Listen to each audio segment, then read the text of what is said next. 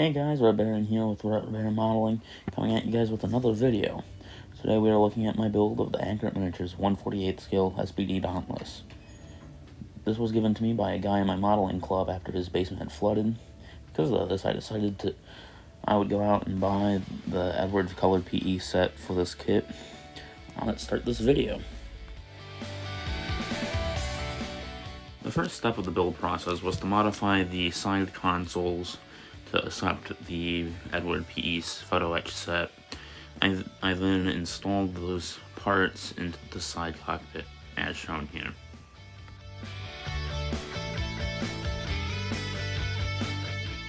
I decided to paint the interior model with Mission Models MMP-059 US Interior Green.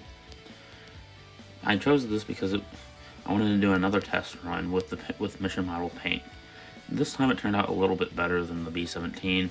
I won't say it's quite as bad of a problem with the B-17, but there were still some slight problems. I'll get to those later on in this video.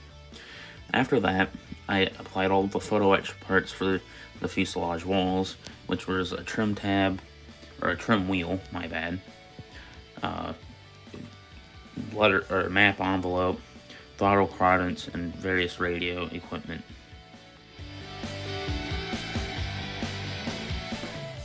Onto the cockpit floor assembly.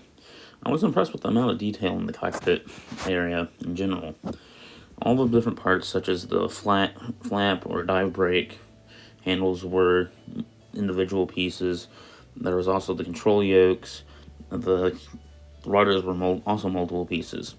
A lot of people had actually warned me about the rudders and the brake actuation, and that it would be one of the more difficult parts of this kit. I honestly didn't find it that difficult. There were other parts of this model that kind of frustrated me besides that.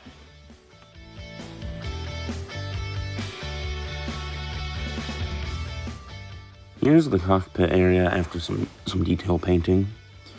I used Tamiya paints to paint the console on the lower portion of the instrument panel with all the fuses and the other switches, and also for the cloth on the stick and on several dive brake and flap actuator handles.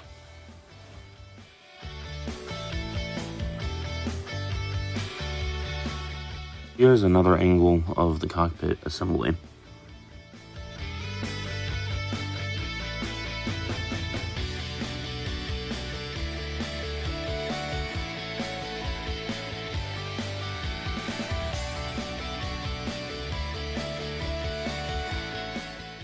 This kit is something I'm not really used to.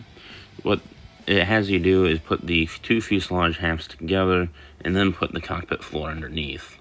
And there's some interior parts that go in the cockpit in between the two steps. Here I've installed the radios into the radio rack behind the pilot seat. What I did with those was I painted them Tamiya black, and then I used the Model Master Chrome to highlight all the detail in the gauges and switches.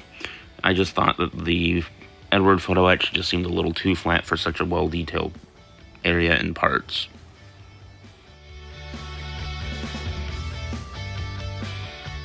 Here you can see the two assemblies about ready to be put together.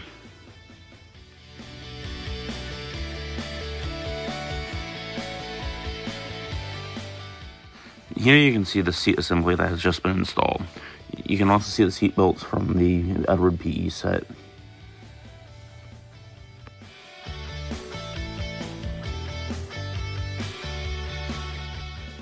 Here's the gunner's basket for the tail gun position.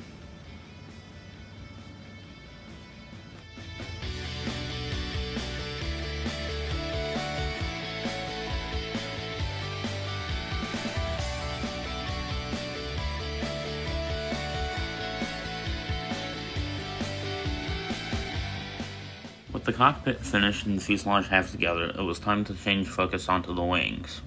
If you notice there's a little support piece that seems to be a little cut short. I really had no clue why it was cut like that, but the photo etch set would cover that up, so that wasn't much of a problem. Upon closer inspection after removing the part from the sprue, I noticed that I had created a slight fracture in the leading edge of the wing.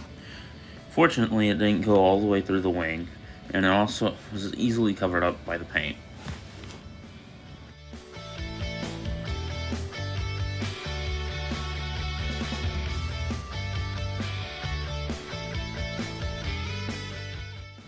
The kit manufacturer also decided to put a sprue gate right on one of the navigation lights on one of the upper wing halves.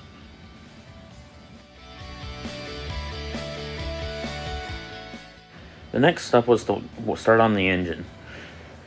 The Edward PE set came with spark plug ignition wires for each spark plug and would lead to both sides of each cylinder.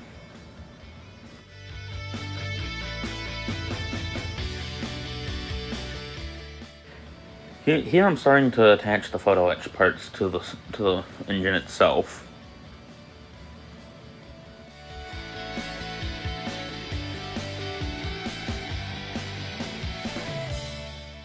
Here's the finished engine.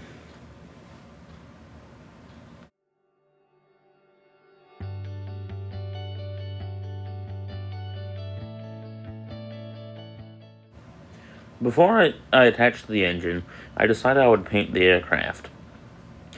I painted the aircraft using Tamiya paints, mixing my own intermediate blue color with a white bottom.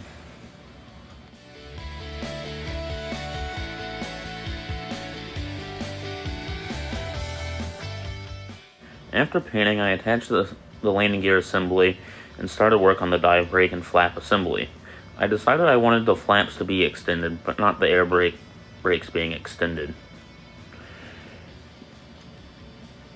The assembly process of the flaps was a little finicky since the parts had very little contact surfaces or points.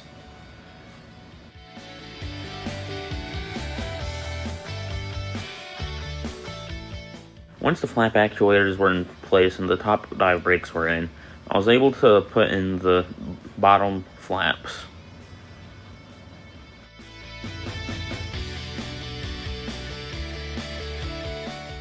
Once I was finished with the flaps, I then finally attached the engine and cowling sections.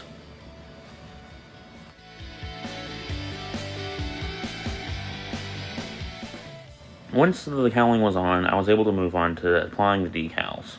The decals seemed a little thin and wrinkled up in some places and didn't want to settle down.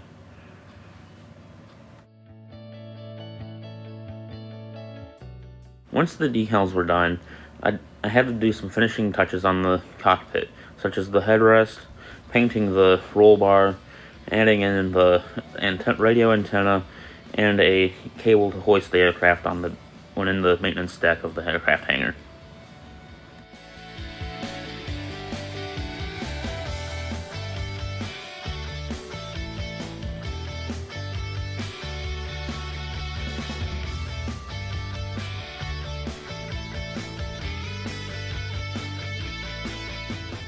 After I finished up with the cockpit, I moved on to the ordnance.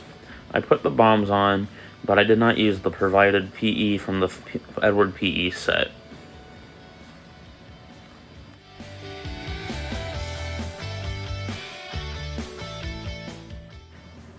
After I put the bombs on, I moved on to attaching the canopy. During the painting process of the canopy, I had started off using Mission Model Interior Green to paint the canopy frames on the inside by painting them on the outside.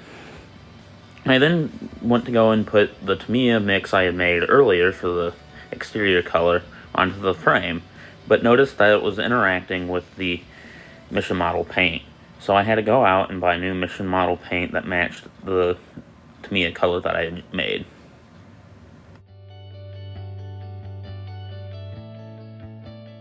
Once the canopy was on, I added the propeller and the radio antenna mast, so that way I could run the radio antenna later on in the build.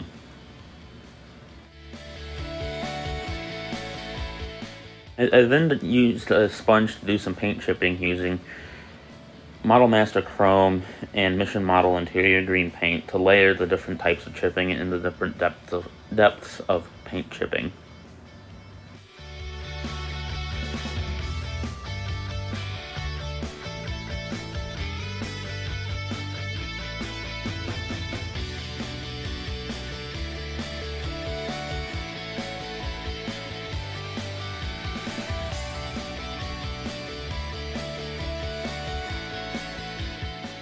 Using some reference photos, I then made some exhaust stains on the side of the fuselage.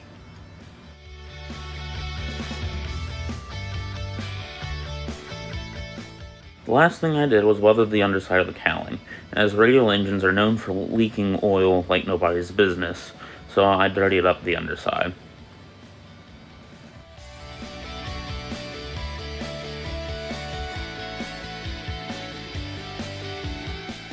The addition of the rigging, the build is complete. I hope you guys enjoyed this video. As always, model on.